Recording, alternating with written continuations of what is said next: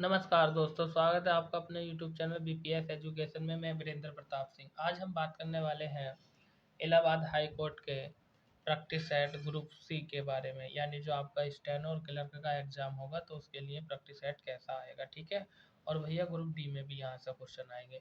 तो मतलब कंप्लीट ही हम बात कर रहे हैं। तो इलाहाबाद हाई कोर्ट के प्रैक्टिस सेट की हम बात कर रहे हैं। जैसे कि आप देख रहे हैं, पहला सेशन भाग नंबर 1 हिंदी का है।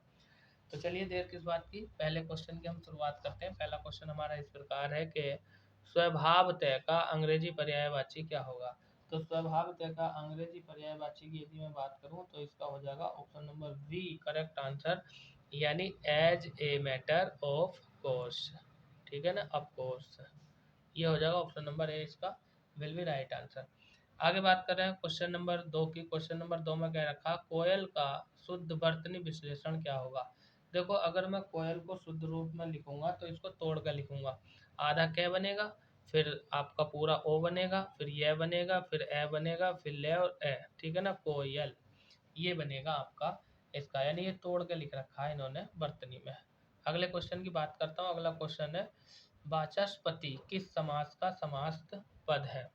तो वाचस्पति की यदि हम बात करें तो ये आपका संबंध तत्पुरुष हो जाएगा। बच्चे कह रहे थे ना सर आप बहुत ज़्यादा इजी टेस्ट करा रहे हो, इतना इजी नहीं आएगा। तो लो भाई, थोड़ा हार्ड है, आप वीडियो को पुश करके अपने करते रहो। देखो आपके कितने क्वेश्चन सही बैठते हैं। आप मुझे कमेंट बॉक्स में बताना आपके कितने आंसर राइट जाते हैं। क्वेश्चन नंबर 4 की यदि हम बात करें तो उसमें क्या रखा है, स्वजाति का विलोम बताओ। स्वजाति का विलोम की यदि मैं बात करूं तो जो स्वजाति जो एक ही जाति के हों और विजाति जो अलग अलग जाति के हों, तो ऑप्शन नंबर डी इसका बिल्कुल राइट आंसर। क्वेश्चन नंबर 5, सही वर्तनी छांटिए। मतलब ये जो शब्द लिखे हुए हैं 4 ए बी सी डी में, तो इनमें से कौन सा शब्द जो है शुद्ध रूप से लिखा हुआ है वो हमें बताना है, यानी सही वर्तनी छांटिए। क्वेश्चन नंबर 5 की यदि मैं बात करूं तो त्रिदोष सही लिखा हुआ है, बाकी चारों शब्द जो है आपके गलत लिखे हुए हैं। क्वेश्चन नंबर 6 की मैं बात करूं, व्याप्त में संधि है। ये जो व्याप्त शब्द दिया है इसमें संधि कौन सी होगी, तो भैया यण संधि होगी इसमें व्याप्त में। आगे चलते हैं, क्वेश्चन नंबर 7 की बात करते हैं। 7 में कह रखा है कि जो देखने में प्रिय लगता हो वाक्य के लिए दिए गए विकल्पों में से सर्वाधिक उपयुक्त विकल्प चुनिए। मतलब जो हमें देखने में प्रिय लगता है उसको हम क्या कहते हैं। क्वेश्चन नंबर 7 का करेक्ट आंसर हो जाएगा बी, यानी प्रियदर्शी। क्वेश्चन नंबर 8 की बात कर रहे हैं, कौन सा शब्द भ्रमर का पर्यायवाची शब्द नहीं है। तो भ्रमर का जो पर्यायवाची है वो हमें बताना है। नहीं, ये कह रहा नहीं है। देखो क्वेश्चन पे ये बात ध्यान से रखनी है आपको। कई बार हम क्या होता, हम इस नहीं शब्द की तरफ ध्यान नहीं देते और डायरेक्ट उसका आंसर जो होता है वो लगाते हैं। ये कह रहा कौन सा नहीं है, यानी 4 में से 3 भ्रमर के पर्यायवाची है। भ्रमर कहते हैं भोरे को, लेकिन एक शब्द ऐसा है जो कि भ्रमर का पर्यायवाची नहीं है, तो इसका ऑप्शन नंबर ए हो जाएगा। ये भ्रमर का पर्यायवाची नहीं है। क्वेश्चन नंबर 8 की बात कर रहे हैं हम। ठीक है, बाकी सब भ्रमर के पर्यायवाची हैं। भ्रमर का मतलब होता है पतंगा। ठीक है, और भ्रमर मतलब ये सलब, सलब जो है ना सलब, ये सलब पतंगा का पर्यायवाची है। ये सब भ्रमर के पर्यायवाची है भोरे के। क्वेश्चन नंबर 9 में कह रखा है कि निम्नलिखित में से शुद्ध वाक्य चुनिए। मतलब ये जो 4 वाक्य दिए हैं इनमें 3 गलत है, 1 शुद्ध है। तो option number B correct answer हो जाएगा, सभी लोगों में कपिल श्रेष्ठ है। आगे बात करते हैं क्वेश्चन नंबर 10 की। क्वेश्चन नंबर 10 हमारा इस प्रकार है कि 10 में कह रखा है यहाँ पर कि कौन सा शब्द इंद्र का पर्यायवाची नहीं। देखो नहीं कह रहा है, कौन सा नहीं है। मतलब 3 इंद्र के पर्यायवाची हैं, एक इंद्र का पर्यायवाची नहीं है, वो ही हमें ढूंढना है। तो ऑप्शन नंबर डी इसका करेक्ट आंसर हो जाएगा, गणपति। गणपति किसका है, गणेश का पर्यायवाची है, और बाकी सब इंद्र के पर्यायवाची है। 11 की हम बात करें तो इसमें क्या रखा, निम्नलिखित में से शब्दों में से उपसर्ग पहचानिए। अभ्यास, अभिमुख और अभियान, इसका जो उपसर्ग होगा तो वो हो जाएगा ऑप्शन नंबर डी, यानी अभी। ठीक है, ये राइट आंसर है। क्वेश्चन नंबर 12 में कह रखा है कि नियत और नियत शब्द युग्म का सही अर्थ बताना हमें। तो 12 की यदि मैं बात करूं तो पहले नियत का मतलब होता है सदाचार, और दूसरे नियत का मतलब पहले नियत ये है ना नियत, इसका होता है निश्चित, और दूसरी नियत का होता है इरादा, यानी option number D will be right answer. ठीक है, आगे चलते हैं। आगे यदि मैं बात करूं क्वेश्चन नंबर 2 की, तो इसमें कह रखा है निम्नलिखित में से कौन सी सकर्मक क्रिया है। मतलब सकर्मक का मतलब जिसमें कर्म हो, और अकर्मक जिसमें कर्म न हो, वो हमें बताना। तो क्वेश्चन नंबर 13 की यदि मैं बात करूं, तो इसका करेक्ट आंसर हो जाएगा पीना। जब आप पियोगे तो कोई ना कोई चीज़ तो पियोगे। दौड़ना, रूठना, मुस्कुराना, इनमें कोई कर्म नहीं है। क्वेश्चन नंबर 14 की बात करें, इसमें कह रखा गाने वाला व लघुत्तर शब्दों में कौन सा प्रत्यय है। यानी गाने वाला में प्रत्यय बताना और लघुत्तर में प्रत्यय बताना है। दोनों के प्रत्यय की यदि मैं बात करूं, तो गाने वाले में बाला और लघुत्तर में तर, ये दोनों आपका करेक्ट आंसर हो जाएगा बी। क्वेश्चन नंबर 15 में कौन सा शब्द द्वितीय का पर्यायवाची शब्द नहीं है। यानी हमें दैत्य का पर्यायवाची नहीं है। देखो नहीं शब्द पर ध्यान देना, आप कभी दैत्य का पर्यायवाची लगा कर चले जाओ। 4 में से 3 दैत्य के पर्यायवाची है, एक पर्यायवाची नहीं है, वो ही हमें ढूंढना है क्वेश्चन नंबर 15 में। क्वेश्चन को ध्यान से पढ़ना और तब उसका आंसर लगाना। असुर दैत्य का पर्यायवाची नहीं है, ये दानव का है। आगे हम बात कर रहे हैं इत्सिप्त का विलोम बताइए। क्वेश्चन नंबर 16 की यदि मैं बात करूं, तो इत्सिप्त का विलोम हो जाएगा अनिक्षिप्त हो जाएगा, अनसिप्त। Option number B right answer हो जाएगा। क्वेश्चन नंबर 17 की अगर मैं बात करूं, तो 17 में कह रखा है इन्होंने, ऊपर ले लेते हैं थोड़ा, अन्याय का संधि विच्छेद होगा। मतलब जो अन्याय शब्द दिया है इसका संधि विच्छेद क्या होगा, ये हमें बताना है क्वेश्चन नंबर 17 में।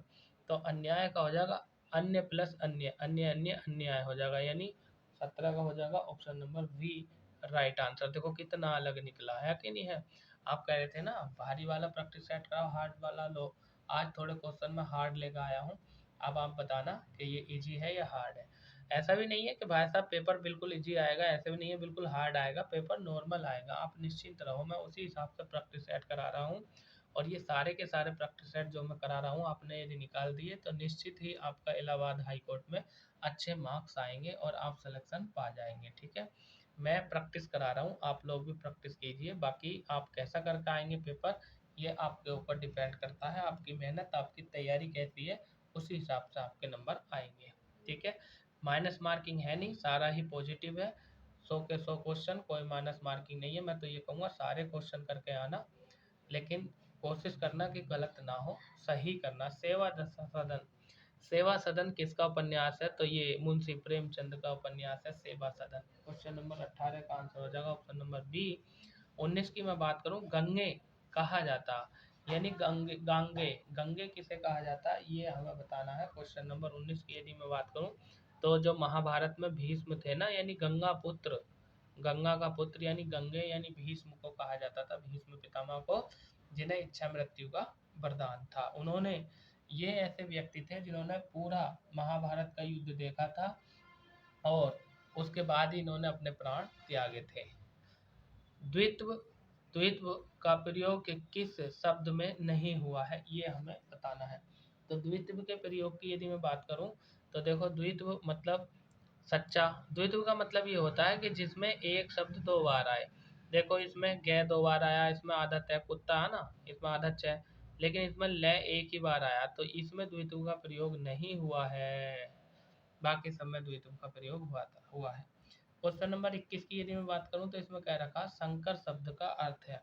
तो देखिए संकर शब्द का मतलब होता है जो दो शब्दों के मेल से बना होता है या दो भाषाओं से बना होता है, उसको संकर कहते हैं। संकर जाति कहते हैं या मिश्र कहते हैं, वो एक ही है।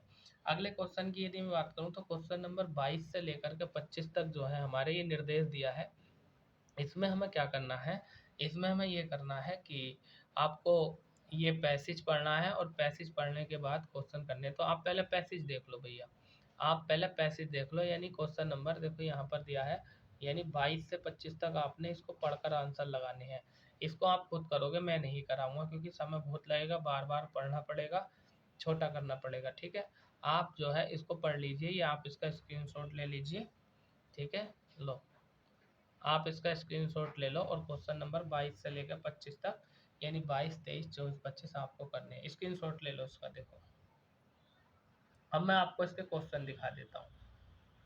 थोड़ा सा पैराग्राफ इधर भी दिया है, इस पर भी ध्यान दे लो, और इसके नीचे प्रश्न भी दिए हैं। ठीक है ना, ये 25 तक क्वेश्चन पढ़ करके आपको करने हैं। ये तो ईजी है, आप कर लोगे। आपको एक पैराग्राफ दे दिया जाएगा और उसमें से छांट के इसके उत्तर हमें लिखने होते हैं, है नहीं। चलिए, ये हो गए आपके 25 क्वेश्चन, ठीक है। अगले सेशन की तरफ चलते हैं। अगले सेशन से पहले मैं ये कहूँगा, यदि आपने अभी तक हमारे चैनल को सब्सक्राइब नहीं किया है तो please I request for you, मैं आपसे निवेदन कर रहा हूँ कि चैनल को सब्सक्राइब कर दीजिए और साथ में बेल आइकन का बटन भी दबा दीजिए, जिससे कि आने वाली वीडियो का नोटिफिकेशन आपके पास पहले पहुँच जाए, आपको वीडियो सर्च करनी ना पड़े। और एक बात और भैया, वीडियो को अपने दोस्तों में शेयर कर देना, ताकि आपके साथ साथ और लोगों को भी ये सुविधा मिल सके। मैं फ्री में प्रैक्टिस सेट करा रहा हूँ। बाकी यूट्यूब पर आप जानते हो कि लो हमारा ऐप इंस्टॉल कर लो, ऐप पे पेड कर लो, कोर्स खरीद लो, फलाना ढिमका। मैं यहाँ पर आपको फ्री कराता हूँ सारी चीज़ें, मेरा कोई ऐप नहीं है, मैं केवल यूट्यूब पर फ्री क्लासें देता हूँ, ठीक है। चलिए, अब अंग्रेजी का सेशन भाग नंबर 2, अंग्रेजी की हम बात करते हैं। इसमें क्या कहा गया अंग्रेजी में, क्वेश्चन नंबर 26 की यदि मैं बात करूं तो इसमें कह रखा है कि choose the noun from of the giving words, यानी ग्रेप। ये जो GRAP है ग्रेप, इसका हमें नाउन बताना है। क्वेश्चन नंबर यह है आपका 26 की यदि मैं बात करूं तो इसका करेक्ट आंसर हो जाएगा ऑप्शन नंबर डी, यानी ग्रेविटी, ठीक है। क्या बताना, नाउन की फॉर्म बताते हैं, ग्रेप से ग्रेविटी हो जाएगा। आगे बात कर रहे हैं क्वेश्चन नंबर 27 की, इसमें कह रहा है चूज द करेक्ट प्रोनाउन, यानी हमें करेक्ट प्रोनाउन बताना कौन सा। It was my brother who went with, it was यह है मेरा भाई है, हु माने जो, वेंट माने गया था, विद माने साथ।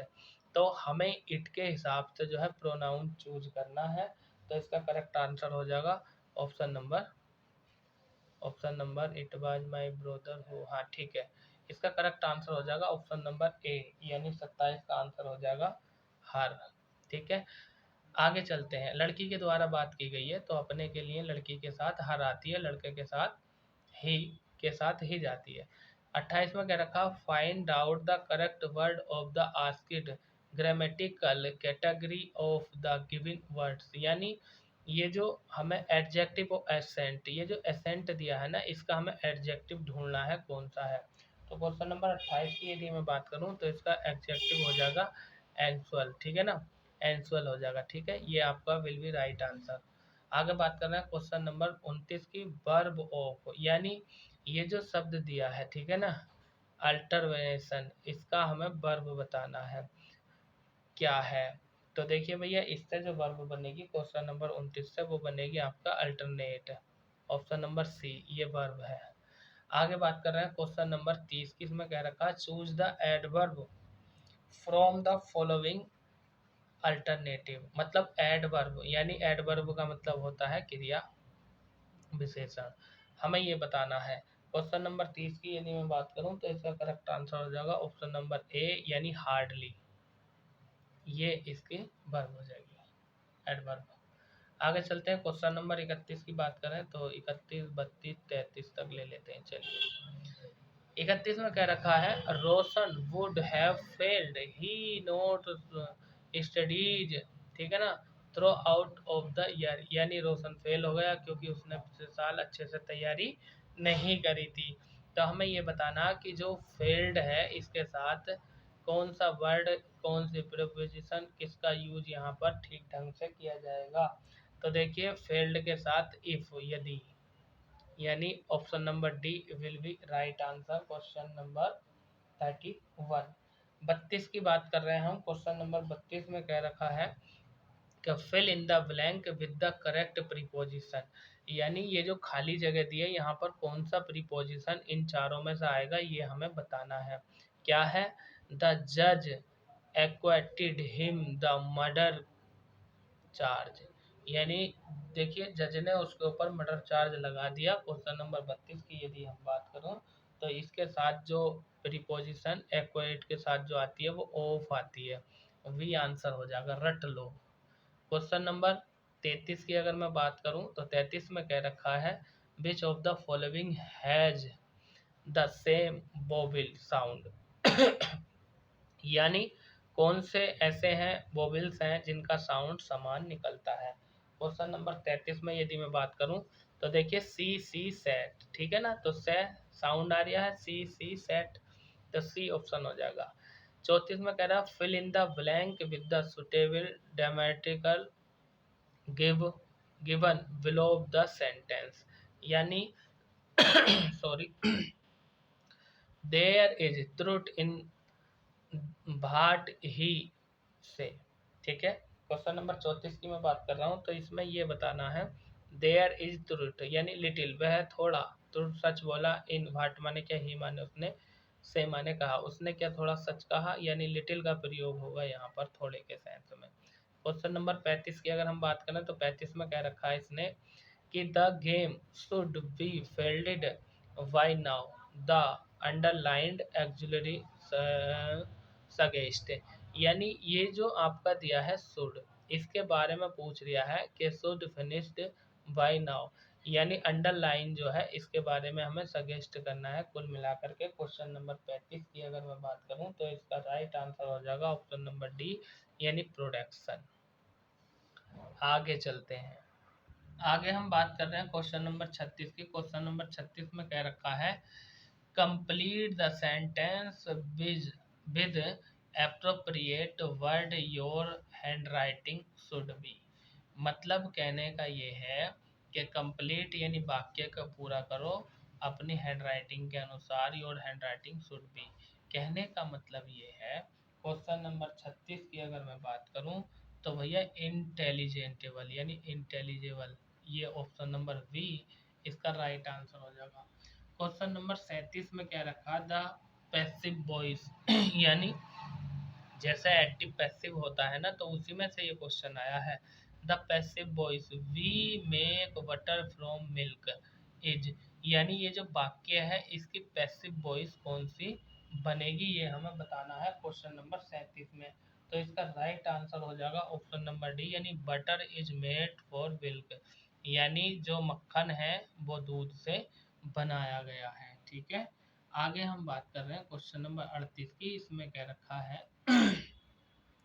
Point out the correct indirect speech of the sentence, यानी हमें इनडायरेक्ट यानी डायरेक्ट इनडायरेक्ट में से ये वाक्य आया है, हमें इनडायरेक्ट में ये वाक्य दे रखा है और हमें इसका डायरेक्ट बनाना है। क्या, would you like to come with us they said, क्या वुड माने क्या, यू माने तुम, लाइक टू कम आना पसंद करोगे, विद माने साथ, अस माने हमारे, क्या तुम हमारे साथ आना पसंद करोगे, दे सेड उसने कहा।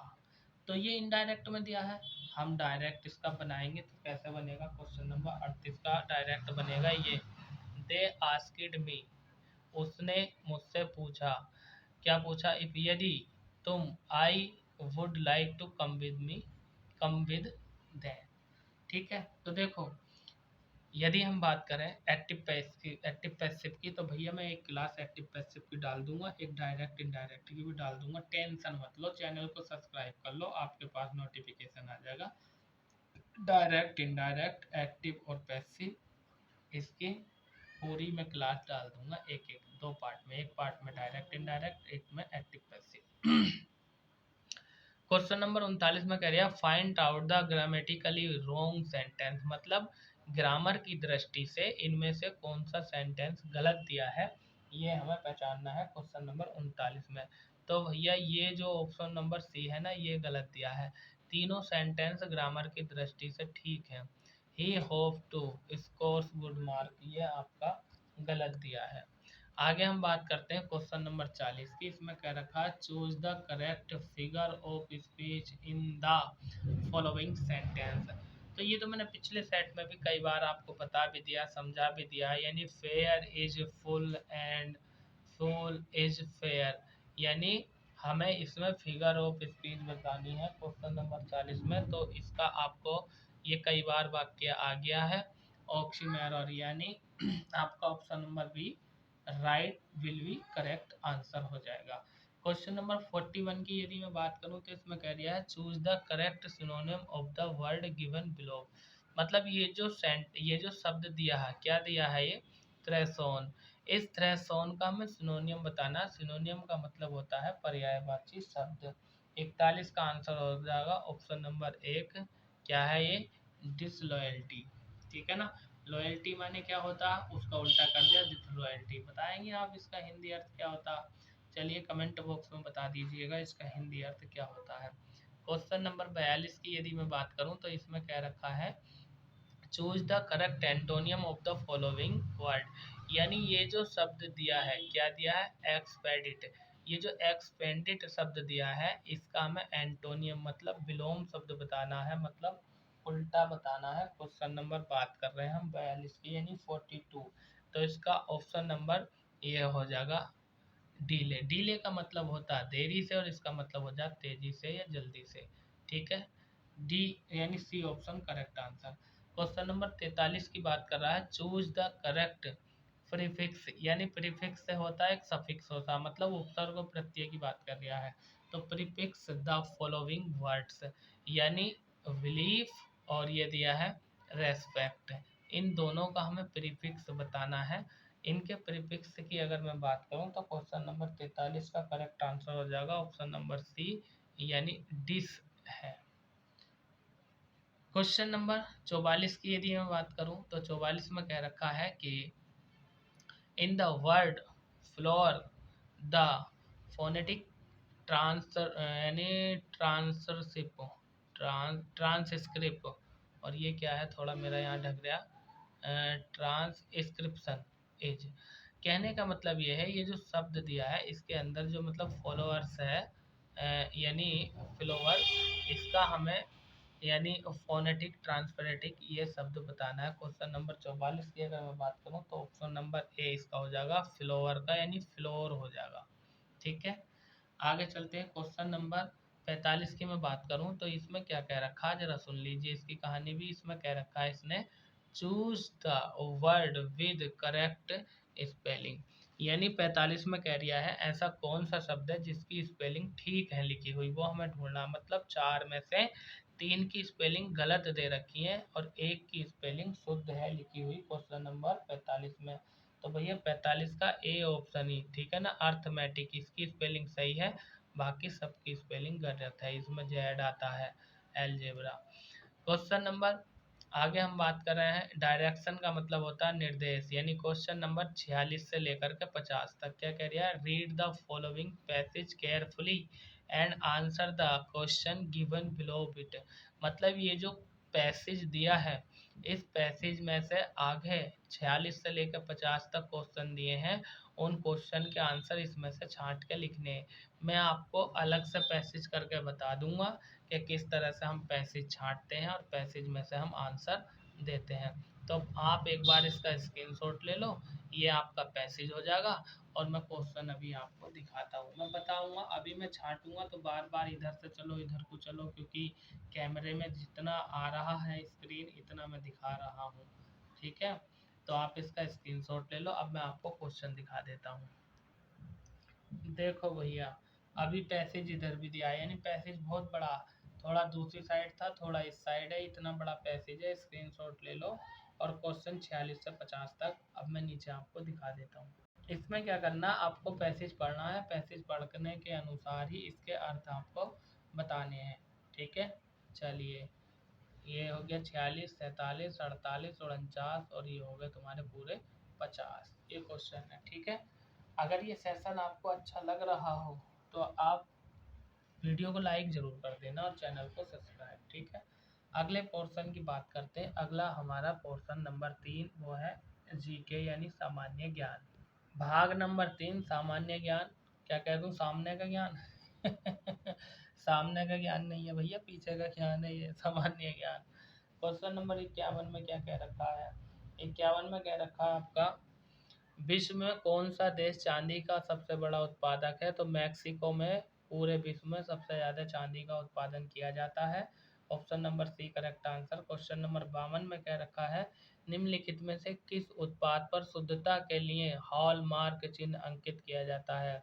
मतलब ये कितनी शुद्ध है, शुद्धता के लिए हॉलमार्क का चिन्ह जो दिया जाता है वो किस पे दिया जाता है? तो भैया स्वर्णाभूषण, मतलब जो सोने के आभूषण होते हैं ना, उन पर हॉलमार्क का चिन्ह लगता है। मतलब 24 कैरेट का, 25 कैरेट का, 21 कैरेट का, 22 कैरेट का, मतलब हॉलमार्क का निशान सोने के आभूषणों पर मिलता है।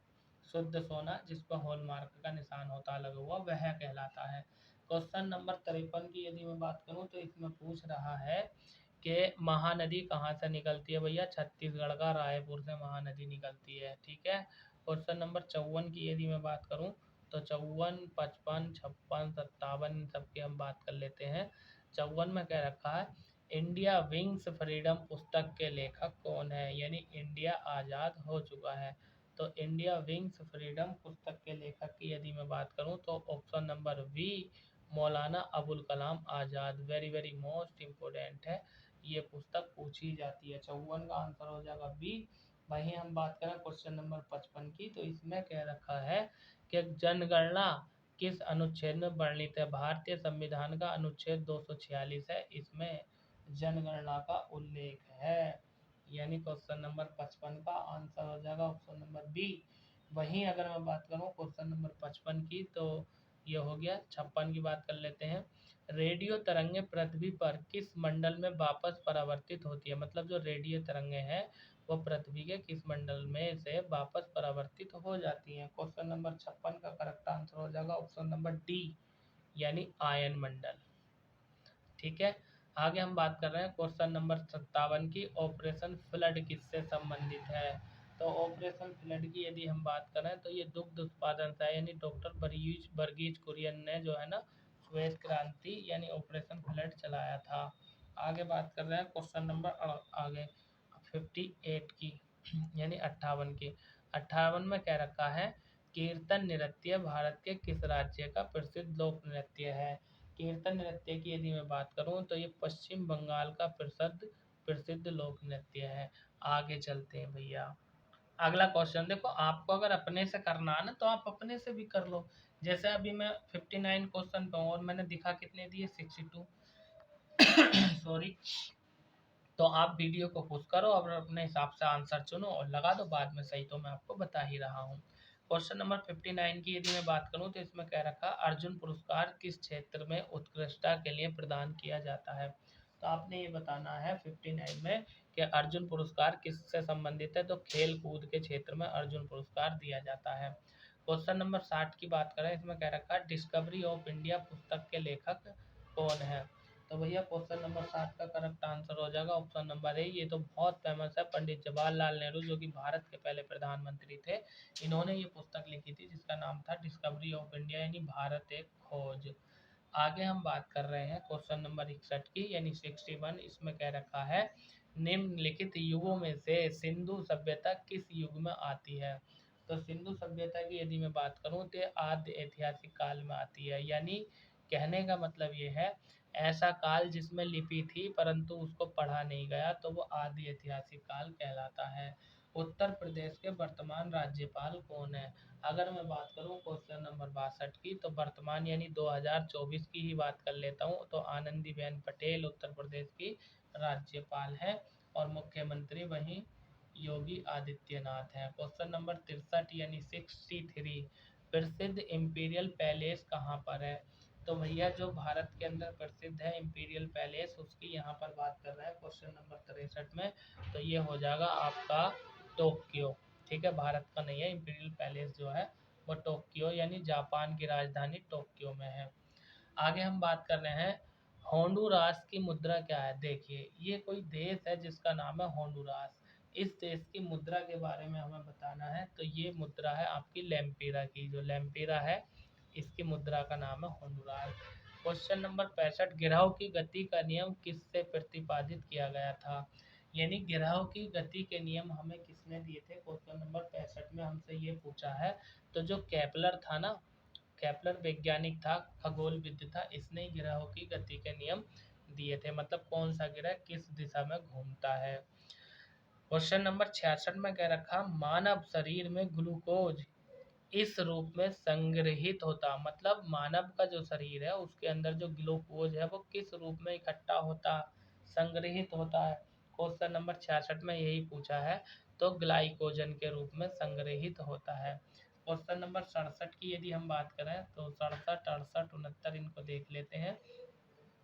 इसमें क्या रखा है क्वेश्चन नंबर 67 में यानी 67 में कि सबसे बड़ी कोशिका है। क्वेश्चन नंबर 67 की यदि मैं बात करूं तो देखिए वैसे तो सबसे बड़ी कोशिका जो होती है वो शुतुरमुर्ग के अंडे की होती है, ठीक है। लेकिन यदि हम बात करें तो मानव शरीर में अंडाणु या डिंब मानव शरीर की सबसे बड़ी कोशिका होती है, तो इसका आंसर हो जाएगा ऑप्शन नंबर बी।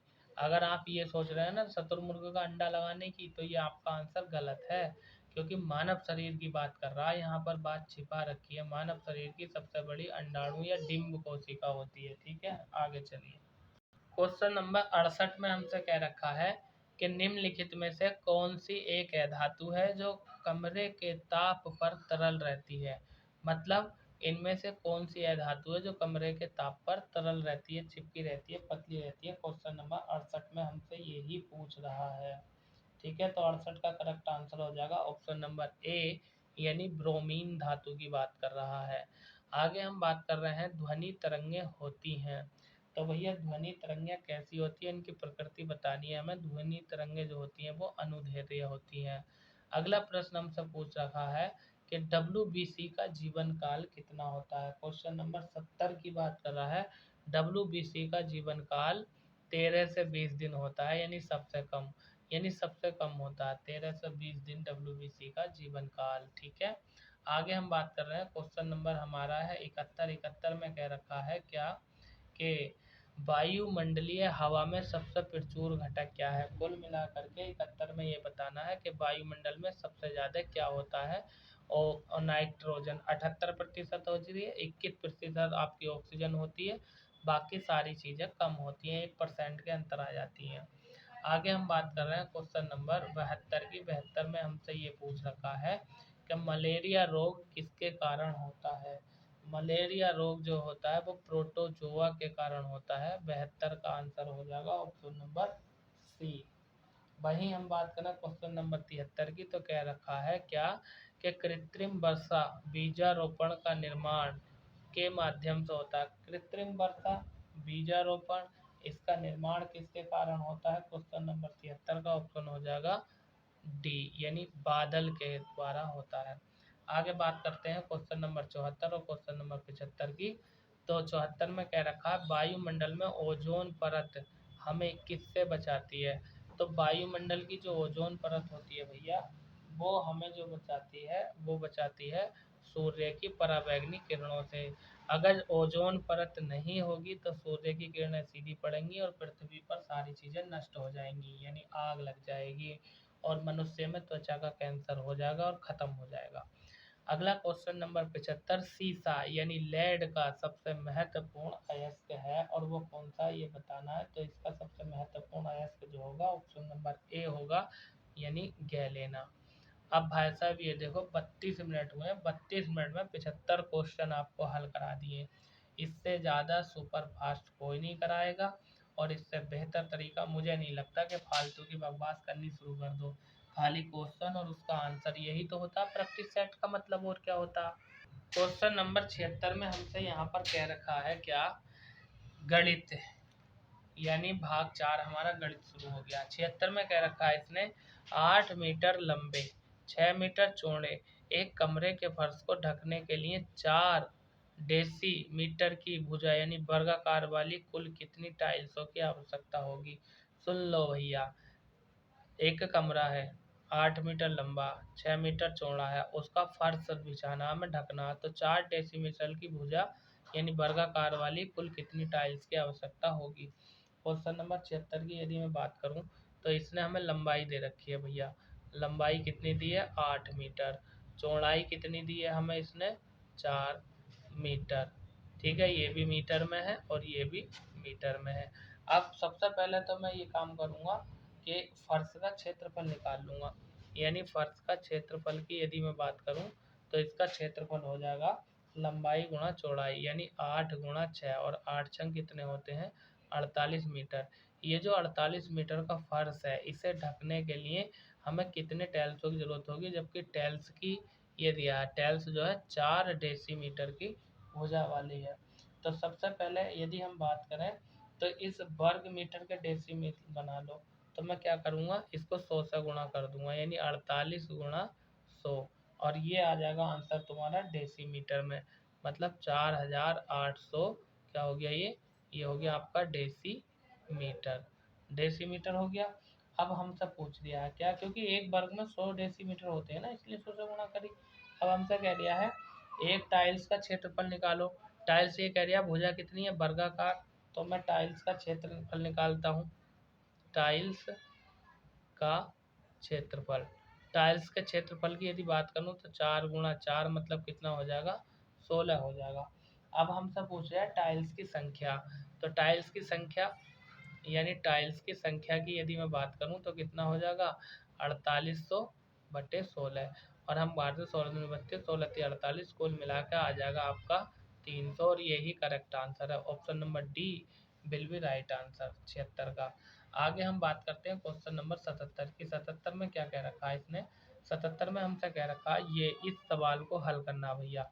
देखो इतना इतना इतना और प्लस इतना, इस सबको जोड़ना घटाना और कुछ नहीं करना, इसका मान पूरा पेपर भर जाएगा। बड़ा लंबा सवाल है, कुछ नहीं करना है, इन सबको जोड़ घटा गुणा करनी है, आंसर आ जाएगा। आंसर अगर आप चाहो तो मैं आंसर बता सकता हूँ, क्यों, क्योंकि मैं प्रैक्टिस सेट को ये जो मैथ है, मैथ का पोर्शन मैं हल कर लेता हूँ। हल करने के बाद ही, क्योंकि अगर मैं आपके सामने इतना लॉन्ग तरीके से हल करूँगा तो वीडियो बड़ा लंबा हो जाएगा।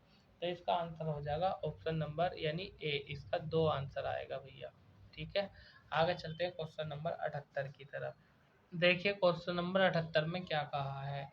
एक कार ने 400 किलोमीटर की यात्रा 12/1/2 यानी 12.5 घंटे में पूरी की। पहली 3/4 यात्रा 30 किलोमीटर प्रति घंटा से की। शेष यात्रा के लिए कार की गति की गणना कीजिए। मतलब एक कार है, कितनी दूरी चल रही है, 400 किलोमीटर। तो पहली तो इसने चली 12.5 किलोमीटर में, 12.5 घंटे में पूरी कर ली। बाकी 3/4 जो यात्रा है यानी 3/4 हिस्सा, वो 30 किलोमीटर प्रति घंटा के हिसाब से यात्रा के लिए कार की गति बतानी है हमें कितनी होगी। तो कुछ नहीं करना, क्वेश्चन नंबर 78 की यदि मैं बात करूं तो इसमें तुम्हें इतना करना है कि जो मतलब पहली यानी 3/4 यात्रा अर्थात 300 किलोमीटर की बात कर रहे हैं, यानी जो टोटल आपकी ये है 400, 400 का मैं 3/4 निकालूंगा तो कितना हो जाएगा, एक जीरो ज़्यादा लगा दिया है, 100।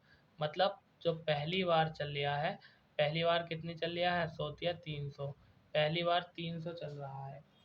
ठीक है, 300। अब इस 300 किलोमीटर को 30 किलोमीटर प्रति घंटा की रफ्तार से मुझे डिवाइड करना है। तो कहने का मतलब यह है 30 किलोमीटर प्रति घंटा से पूरी चाल करने में लगा समय निकाल लो।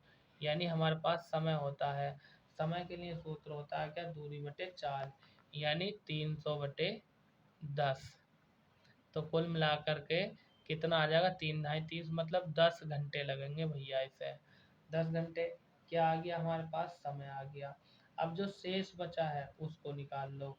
तो शेष मतलब 300 किलोमीटर को 10 घंटे में चल लिया, और दूरी है कितनी इसकी, दूरी ये बता रही है 400। अब 100 किलोमीटर का निकाल लो। तो 100 किलोमीटर है ये कह रहा है 100 किलोमीटर को चलने में जो समय लग रहा है वो 2.5 घंटे लग रहा है। यानी हम इसको क्या कर लेंगे, इसका कर लेंगे, समय चाल निकालूंगा मैं इसकी। तो चाल आ जाएगी मतलब तुम्हारी, इसको ये जो दिया है ना तुम्हारा 2 सही 1/2, तो 2 दूनी 4 और 1 5 कर लूँगा, 5/2 कर लूँगा इसको। तो कुल मिलाकर के ये आ जाएगा 100/5, और ये चला जाएगा ऊपर इसकी गुणा में। तो ये हो जाएगा 200/5, यानी 200/5, और 5 से भाग दूंगा तो कितना आ जाएगा, 40। और यही हमारा करेक्ट आंसर है, यानी 40 किलोमीटर प्रति घंटा आंसर। तो ऑप्शन नंबर इसका हो जाएगा वी करेक्ट आंसर। आगे चलते हैं अगले क्वेश्चन की तरफ। क्वेश्चन नंबर 79 में कह रखा है इसने कि राम श्याम से उतना ही छोटा है जितना वह घनश्याम से बड़ा है। यदि श्याम व घनश्याम की आयु का योग 34 वर्ष है तो राम की आयु क्या होगी। देखो सुनो भैया, इसकी यदि मैं बात करूं 79 की, तो कह दिया है राम श्याम से उतना ही छोटा है जितना घनश्याम से बड़ा है श्याम। ठीक है ना, घनश्याम व राम, श्याम और घनश्याम की आयु का योग 34 वर्ष है। देखो कुछ मत करो, सबसे पहले हम मान लेंगे, क्या मान लेंगे, हम मान लेंगे, लो x की जगह n मान लो। क्या माना हमने, राम श्याम से n वर्ष छोटा है, यानी राम श्याम से n वर्ष छोटा है। ठीक है, n वर्ष छोटा है। और यदि हम बात करें और घनश्याम से n वर्ष बड़ा है कौन, राम, ये जो घनश्याम है इससे n वर्ष बड़ा है। अब क्या करना है भैया, करना ये है राम की आयु निकालो। राम कितना मान लिया हमने, n। श्याम की आयु निकालो तो श्याम बड़ा बता रहा है ना इससे, तो n प्लस कितना बड़ा है, यानी उसके x मान लो, n प्लस x कर दो। आगे आगे अगर हम बात करें तो घनश्याम की आयु निकाल लो। घनश्याम छोटा बता रहा, घनश्याम जो है छोटा है, किससे छोटा है, यानी x माइनस n वर्ष कर दो। आगे हम बात कर रहे हैं, वो कह रहा है प्रश्न में कि इनकी आयु का योग जो है वो कितना है, 34 वर्ष बता दिया था, तो कर दो भैया 34 वर्ष, यानी x minus n plus x plus वाला ले लो, x माइनस n, ठीक है, और बराबर 34। जब इस समीकरणों को हल करोगे तो आपका आंसर हो जाएगा 17। जब हल करोगे तो ये करेक्ट आंसर हो जाएगा। क्वेश्चन नंबर 80 की बात करते हैं हम। 80 में क्या कह रखा है, जरा ध्यान दो इधर। 80 में क्या रखा है इसने, इस सब का मान क्या होगा। देखो 80 को हम कैसे हल करेंगे भैया, सुन लो पहले।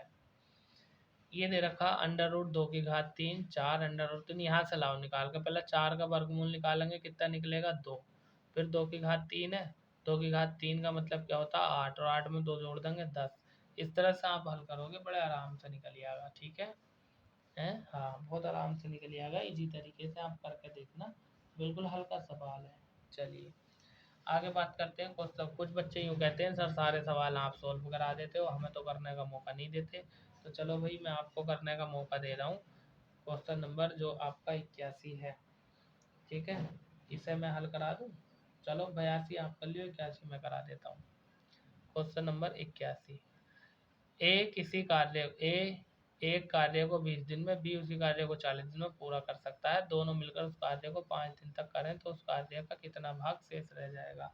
देखो सुन लो भाई, कहने का तात्पर्य मेरा ये है कि ए और बी मान लो ये 5 दिन कर रहे हैं दोनों, ठीक है, ए कितना कर रहा है, ए कर रहा है 20 दिन में, तो ए का मैं ले लूँगा 1/20, बी कर रहा है 40 दिन में 1/40, ठीक है, ये हो गया। अब ये कह रहा है हमसे क्या कि इसका एलसीएम ले लो भैया 5, एलसीएम ले लो कितना 40, तो यहाँ हो जाएगा 2 प्लस यहाँ कितना हो जाएगा 1, ये ब्रैकेट में है, तो कुल मिलाकर के कितना आ जाएगा 5 और ब्रैकेट में 3/40, यहाँ 40 है ये, तो 3/40। अब इसको हटा दो, यानी 5 गुणा 3/40, देखो 5 एकन 5, 5 अट्ठे 40, मतलब 3/8 इसका आंसर आ जाएगा, जो कि ऑप्शन नंबर आपका दे रखा है 3/8, किसी में नहीं है। अच्छा 3/8 है, ये आ गया, हाँ। तो काम पूछ रहा है ना कितना काम शेष रह जाएगा, अरे एक में से घटा दूंगा, एक में से जब मैं 3/8 घटाऊंगा तो 5/8 आ जाएगा, यही करेक्ट आंसर है। ऑप्शन नंबर आपका ए में दे रखा है 5/8 करेक्ट आंसर, ठीक है। चलिए आगे बात करते हैं। 82वां क्वेश्चन तुम कर लो भैया, चलो यूँ कहते हो मुझे करने ना देते हमें। 83 भी कर लो, 84 भी कर लो, 85 भी कर लो, 86 भी कर लो, ठीक है। चलिए एक दो तो बता ही दूँ, ये यूँ कहेंगे सारे हमारे ऊपर छोड़ दिए, ठीक है। चलिए आंसर बता देता हूँ, आप हल करो, ठीक है, क्योंकि मैं प्रैक्टिस सेट डाल रहा हूँ तो बच्चे ये कह रहे हैं सर हमें भी तो मौका दो क्वेश्चन करने का, सारा मैथ आप ही सोल्व करा देते हो, तो आप इसको सोल्व करना। आंसर मैं बता देता हूँ, क्वेश्चन नंबर 83 का ए ऑप्शन हो जाएगा, और वहीं यदि बात करूँ क्वेश्चन नंबर 84 की तो इसका डी आंसर बैठेगा 4, और क्वेश्चन नंबर 85 की अगर मैं बात, देखो इकाई अंक कैसे निकालते हैं, इन सबको जोड़ लो, जोड़ने के बाद जो आएगा गुणा में घाता जुड़ जाती है ना, तो वही तो होगा। क्वेश्चन नंबर 85 की यदि मैं बात करूँ तो 85 का करेक्ट आंसर हो जाएगा ऑप्शन नंबर बी, 85 का कांग्या बी ये हैगा। 86 की यदि मैं बात करूँ तो 86 का क्वेश्चन कैसा होगा, देखो समझो, ए बराबर ये दिया है तो इसका मान हमें ज्ञात करना। अरे भाई क्या करना है इसमें, हमें कुछ नहीं करना, दोनों का वर्ग निकाल लो, दोनों का अंतर निकाल लो, कुल मिला करके इसका आंसर आना है आपका 0, सारी कट जाएंगी। क्वेश्चन नंबर 87 में आ जाते हैं हम। 87 की अगर हम बात करें तो 87 में कह रखा है, ए लो 87 88 और ये आ गया 90, 87 में कह रखा है कि 200 रुपये की लागत की वस्तु 10% हानि से बेची जाती है, यदि कीमत 5% और कम कर दी जाए तो बिक्री मूल्य क्या होगा। कहने का मतलब ये है 87 में भैया ये कह रखा है इसने कि 200 रुपये की वस्तु है, 10% की हानि कर दी, तो पहले तो 10% की हानि निकाल दो, ठीक है ना। 10% की हानि की अगर मैं बात करूं तो देखो 100 में से 10 घटा दूंगा, कितना बचेगा, 90 बचेगा, बटे में नीचे 100 आ जाएगा, और टोटल कितना दे रखा हमें, वस्तु कितने की है, 200 की है। तो देखो 1 2 1 2 2 जीरो कट गए, 9 दूनी 18, मतलब कितना आ जाएगा, 180 रुपये आ जाएगा। तो 10% की हानि से 180 रुपये की वस्तु बैठी। आपको कह दिया है कि इस पर मैं 5% और कम कर दूं तो विक्रय मूल्य क्या होगा। तो भैया 5% कम कर दो, 100 में से 5 कर दिए 95, कितना है टोटल 180। और यदि मैं बात करूं तो नीचे बटे में आप 100 ले लो, बटे में 100 ले लो, और जब इसकी काट पीट आप करोगे तो करेक्ट आंसर आ जाएगा हमारा 171, ठीक है। 171 ये है ऑप्शन नंबर 20 का राइट आंसर।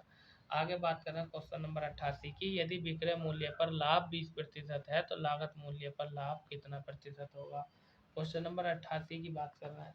अगर भैया विक्रय मूल्य पर 20% लाभ है, सॉरी हाँ विक्रय मूल्य पर, अच्छा, हाँ तो ठीक है, वो 80 हो जाएगा, 20% का लाभ निकालना है ना।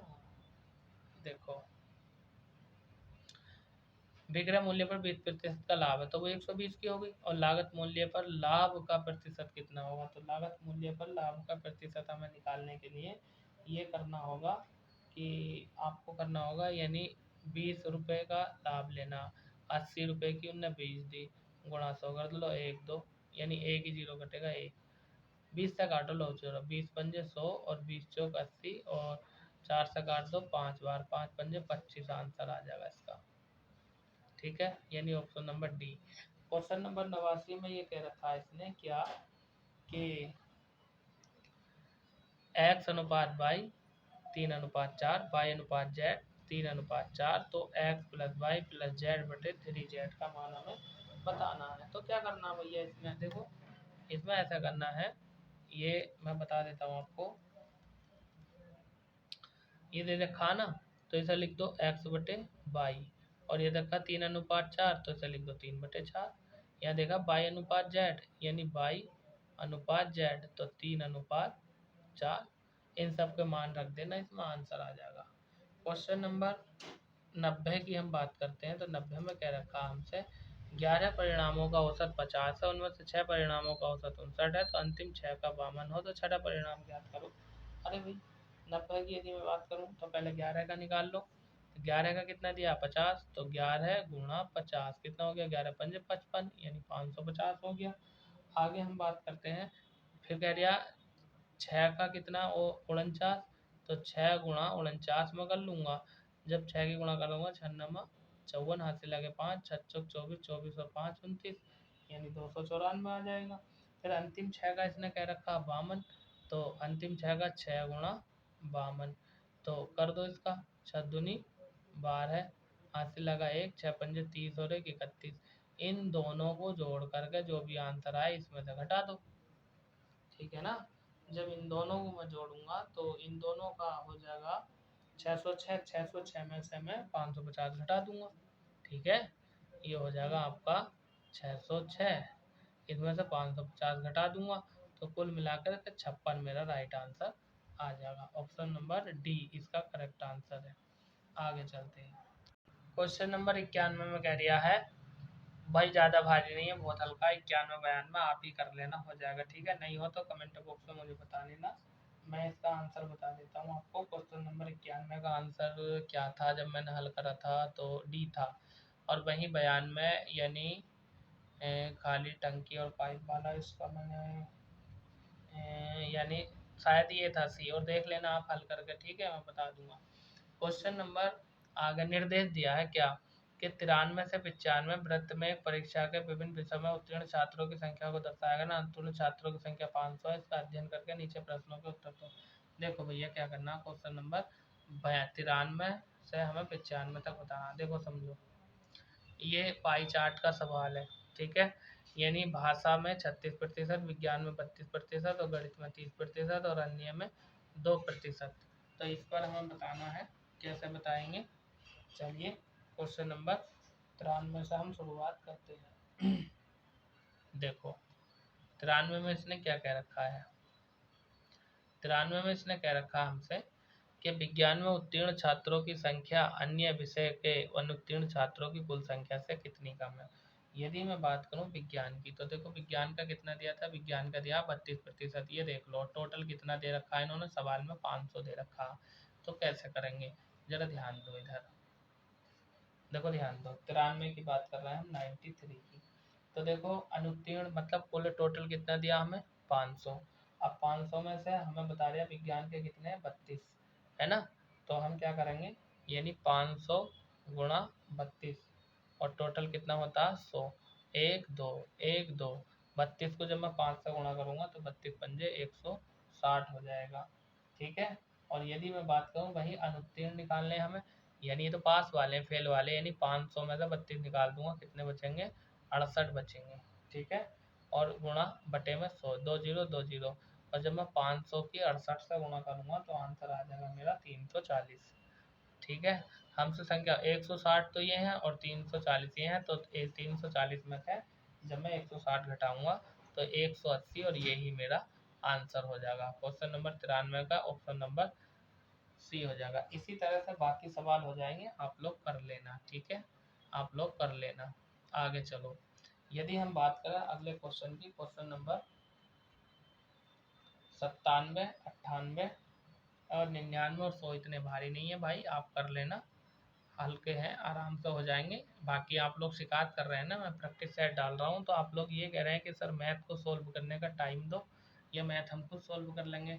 तो आप सोल्व कर लो, आंसर मैं आपको बता देता हूँ। क्वेश्चन नंबर यदि हम बात करें 94 की, तो 94 का डी आंसर हो जाएगा। वहीं बात करें 95 की, तो इसका वी आंसर है, क्योंकि मैंने हल कर लिया है। 96 का आंसर क्या था भाई, मुझे ध्यान नहीं आ रहा, मैंने 96 हल किया था, मुझे इसका ध्यान नहीं आ रहा है। 96 का आंसर क्या था, अगर आप चेक कर लेना, हो सकता है 70 है। 97 का मुझे ध्यान नहीं आ रहा। और 98 की यदि मैं बात करूँ, फैक्टोरियल गुणनखंड वाला सवाल है, 4i, तो ये 98 का जो आंसर था वो ऑप्शन नंबर बी था शायद, ठीक है। चलिए आगे चलते हैं। 99 में क्या रहेगा, ताश के पत्तों के ताश की गड्डी में एक पत्ता यादृच्छिक रूप से निकाला जाता है, इस पत्ते के काला होने की प्रायिकता 1/2 आ जाएगा, ये प्रायिकता वाले सवाल है। श्रेणी 3, 8, 13, 28 के पदों का योग कितना होगा। तो भैया इसका जो है सूत्र रहेगा, यानी पहले इनका सर्वांतर निकालो, इंटर का सवाल है आया हुआ, ठीक है, इंटर का सवाल आया हुआ। यदि मैं बात करूँ तो ऑप्शन नंबर बी इसका राइट आंसर हो जाएगा, 1974, ठीक है। आगे चलें, चलिए। तो दोस्तों ये 100 क्वेश्चन मैंने पूरे आपको करा दिए हैं, यानी इलाहाबाद हाई कोर्ट का एक प्रैक्टिस सेट आपका कंप्लीट करा दिया है। अगर आप हमारे चैनल पर नए हैं, चैनल को अभी तक सब्सक्राइब नहीं किया है तो सब्सक्राइब कर लीजिए, वीडियो को लाइक करके अपने दोस्तों में शेयर कर दीजिएगा। देखो मैं बार बार बोल रहा हूँ आपसे, आप ज़िंदगी में सबका भला चाहेंगे तो आपका भला होगा, अगर आप किसी का बुरा चाहेंगे तो कोई ना कोई आपका बुरा भी चाह रहा होगा।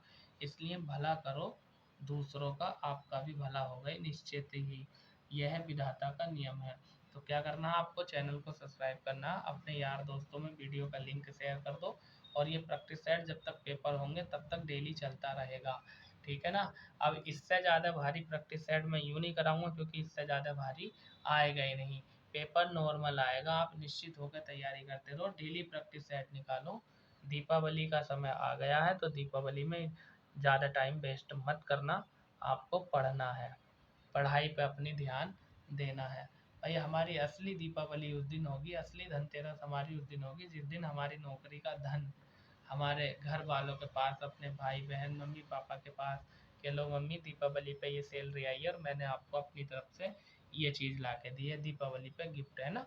तो अपनी असली दिवाली उस दिन होगी जिस दिन अपना सिलेक्शन हो जाएगा। तो मैं Virendra Pratap Singh VPS education channel पर आपका स्वागत करता हूँ। अब मैं आपसे लेता हूँ विदा, नेक्स्ट प्रैक्टिस सेट में फिर आपसे मुलाकात होगी, तब तक के लिए बने रहिए हमारे साथ। शानदार, जबरदस्त, जिंदाबाद, धन्यवाद।